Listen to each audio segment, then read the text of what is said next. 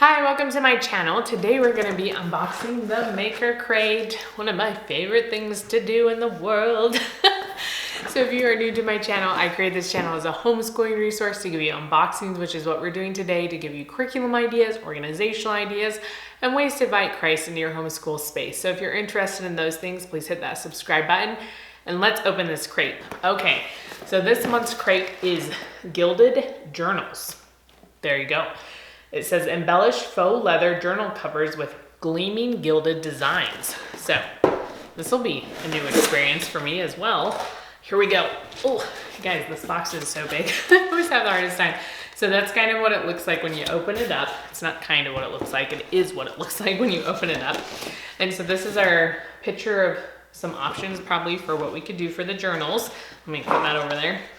And then we have our little guide booklet, I guess. It gives us ideas and kind of gives us a little background. And then you go right here to the website to find all the online instructions, and they're always really good and detailed. So this has some different pictures. Oh, these pots, those are so cute. I like them a lot. Maybe I should make something like that. Anyway, so we have faux leather bookmarks. These are really cute in here. So I will probably decorate them. I don't really know what's going on. And then this is, what is this made out of? It's like a plastic, but a little bit almost ceramic plastic looking, a little dish right here. And then we have metal leaf gilding tools right here. So a paintbrush. Oh, this is pretty soft too. That's a nice paintbrush. And then this tool, I haven't ever used this kind of like this before, so I don't know how to do this. And then we have gilding adhesive and acrylic sealant right there. So that's what these are. And we have some more leather pieces. We have two different colors right here. We have gloves, but these are like cloth gloves, not plastic ones like they usually have in here. So I don't know why they're different. And then we have some string and some clips right here. And maybe there might be a needle in the back. I can't really see that part, so I'm not sure. And then this says adhesive sizing tools in here. So there's paintbrushes and then just this. So I don't know what those are gonna be used for. And then we have some foam pieces here that are kind of cut out. We have rose gold leaf. So I guess maybe we're rubbing it on. Is that what we're doing? And because then we have just gold leaf and we have silver leaf. So we have a few different options. Oh, here's some needles right here. So I don't know if there's needles in that other one. Mess mat for us. And then books. So these ones don't have covers on them, but these are, that was loud. Sorry about that. They're just blank pages in here, but they have the little holes on the edge for you to sew them up. So there's two of those. And then we have two covers. So we have the like burgundy shade and kind of this tan shade right here, or camel color, I guess, which is popular right now in clothes. So, so we have those, and that's what's in here. So I'm excited to try this out. I haven't really done anything like this, as has been the case for several months in the Maker Crate. It's the first several that I got, I feel like over a year ago, were stuff I was somewhat familiar with, but then recently I've gotten things I just have no idea about. So I'm excited to try this out and to see how it goes. So I'm gonna get at it and I will let you know all my tips.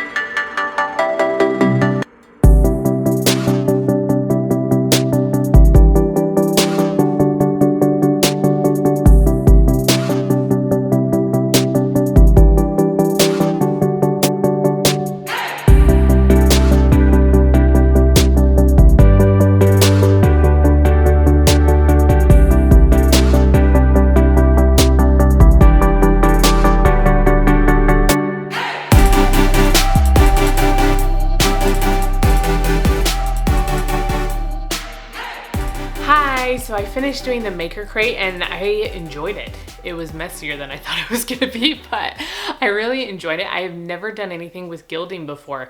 So this was like a completely new experience to me and just a little bit of a learning curve, but I still thought it was a lot of fun.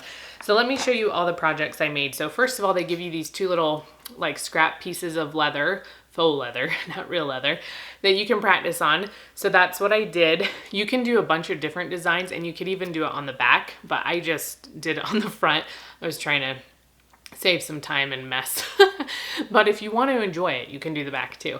So I did the stripes on this one and then I used a little stamper to do this. So where did it go? I just had it. Here we go. So they have these little stamps. They're sort of stamps. You put them on a wooden rod that they give you. I don't know if I still have mine. I might have thrown it away because it was all super sticky and gross. But you can stick it on the end and then use the stamps to make different shapes. So circles and then squares. I'll show you the squares. I'm going to cough over here. I've been talking for a little while, so my throat's a little dry.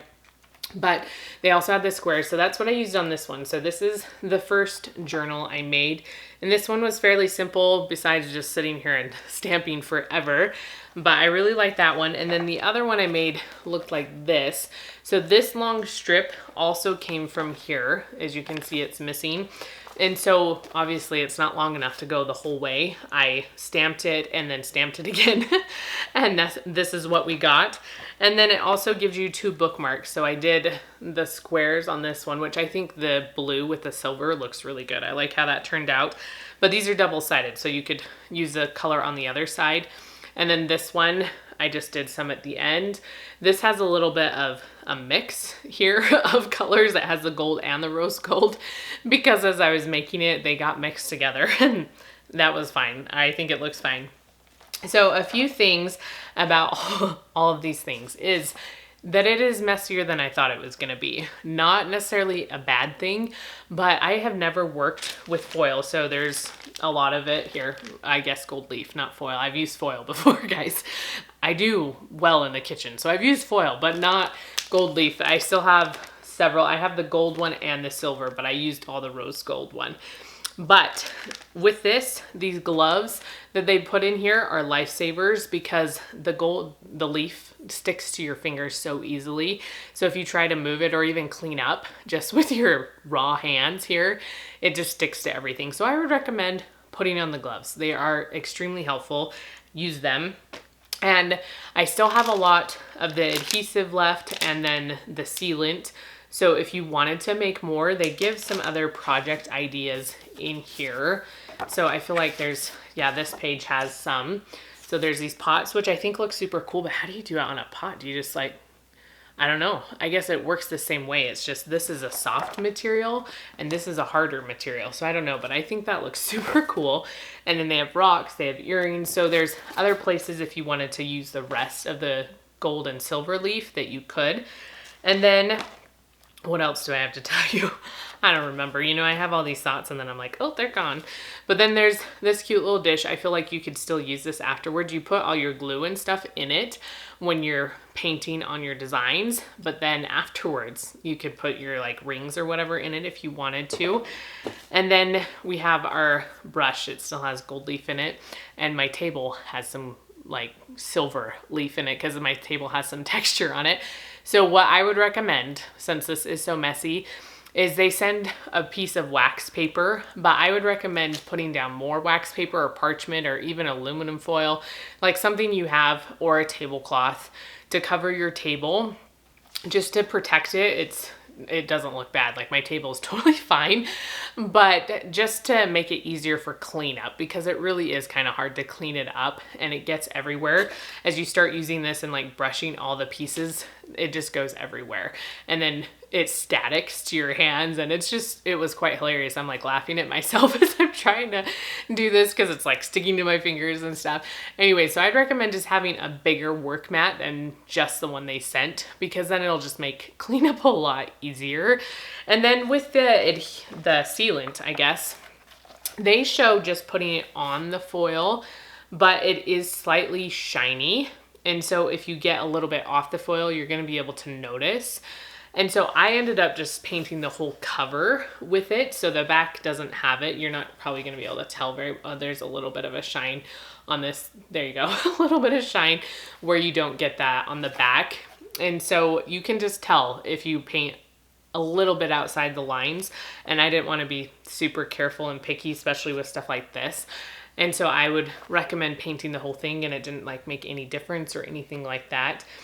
And then what else do I have to say about this? I don't remember. Let's talk about the sewing, because that part I sew a lot, or at least I have sewn a lot in my past. And so I'm fairly good at it, but this was a little bit harder than I expected. It was a little bit of a learning curve, just for a few reasons. This one has a blood spot on it because I poked myself with the needle. So don't do that. I wouldn't recommend doing that. But if you do, put a Band-Aid on it so you don't bleed on your pages. So it gives you these little clips right here, a whole bunch of these, like that you'd clip paper together with. So it gives you those so you can clip the papers together on this side to make sure your holes all stay in the same spot so you're not going all over the place. I feel like the hardest part of this is just the thickness of it, honestly. And so as I was doing it on my table, again, it has texture already. It's kind of like a weathered look. And so I used my table to help me push the needle. So I put the needle in and then push it on the table to pull it through. You could use like a thimble if you have one. And then when I got it to the top side and had to push it down, you know, instead of pushing a hole through my finger, I would use this because this is where what the string was on, and it's kind of a thicker cardboard. So I put the needle through and then push it on the top, and then to get it to go all the way through. So that was kind of a hard part of this, was that trying to get the needle through without hurting my fingers. But again, if you have like a thimble or something like that, that could be helpful in this process.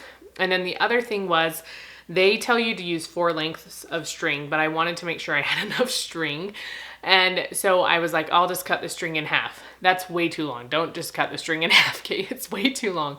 So I would measure just like maybe 5 lengths if you're worried about not having enough string to finish it, because if you have too long of a string, it just gets tied and knots constantly, and it takes a long time. So those are kind of my tips for this, and it just took a little bit longer than I expected it to, just because it's not a quick up down up down. It takes a little bit more. You have to push it a little harder because it's just going through a lot of thickness with the needle head. Doesn't like to go through all of that very easily. So those are my recommendations. The hardest part about all these projects for me is trying to figure out a design to do. And so, you know, these were the ones that I was like, oh, we could do something like that. But I don't know. That's always the hardest part for me. When I come to think of designs, I'm like, what am I supposed to do? So what's the hardest part of making these for you? Is it the designing of it? Is it the actual like going through the process of everything and trying to follow instructions part that's hard for you? Let me know down in the comments, because I'm just curious what is the hardest part for you.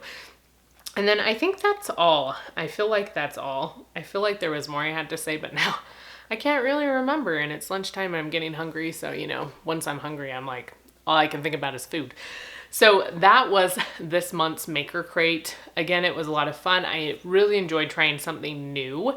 I don't know if I will ever really gild again, unless it's like in a project, but I still think it was fun to learn something that I just knew nothing about. So that's something I really love about this crate, is being able to experience things that I am pretty clueless about. So if you enjoy seeing these videos, please give me a thumbs up, and I will see you next time.